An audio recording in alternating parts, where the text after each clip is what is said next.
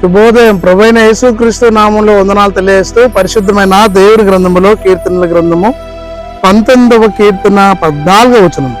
యెహోవా నా ఆశ్రయదుర్గమా, నా విమోచకుడా, నా నోటి మాటలను నా హృదయ ధ్యానమును నీ దృష్టికి అంగీకారములగును గాక. ప్రార్థన. పరిశుద్ధుడా, ప్రేమ కలిగిన తండ్రి, వందనాలు, స్తోత్రాలు.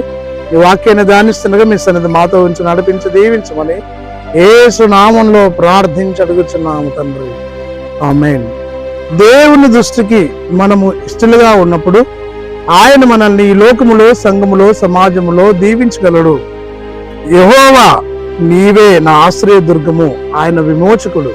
ఆయనను ఆశ్రయంగా చేసుకున్నప్పుడు లోకములో దీవించబడతాం. అంత మాత్రమే కాకుండా పాప విమోచకుడు యేసుక్రీస్తు ప్రభు దగ్గరకు వచ్చి ప్రార్థిస్తే ఆయన నిన్ను నన్ను విమోచించి పరిశుద్ధులుగా చేస్తాడు. ఆయనే మనకు శరణము. ఆయన మీద మనం ధ్యానం ఉంచి దృష్టి ఉంచి లోకములో, సంఘములో, సమాజంలో వర్ధిల్లినట్లు పరిశుద్ధాత్మ దేవుడు మనందరికి తోడైండి నడిపించిన గాక. ఆమేన్. పరిశుద్ధుడా, ప్రేమ కలిగిన తండ్రి, వందనాలు, స్తోత్రాలు. నీ వాక్యాన్ని ధ్యానిస్తున్న మీ సన్నిధి మాతో ఉంచిన స్తుతి స్తోత్రాలు చెల్లిస్తాం. యేసు నామంలో ప్రార్థించడుచున్నాం తండ్రి. ఆమేన్. తండ్రి, కుమార, పరిశుద్ధాత్మ త్రియేక దేవుని దీవెన సదాకాలము తోడైండి దీవించి ఆశీర్వదించిన గాక. ఆమేన్.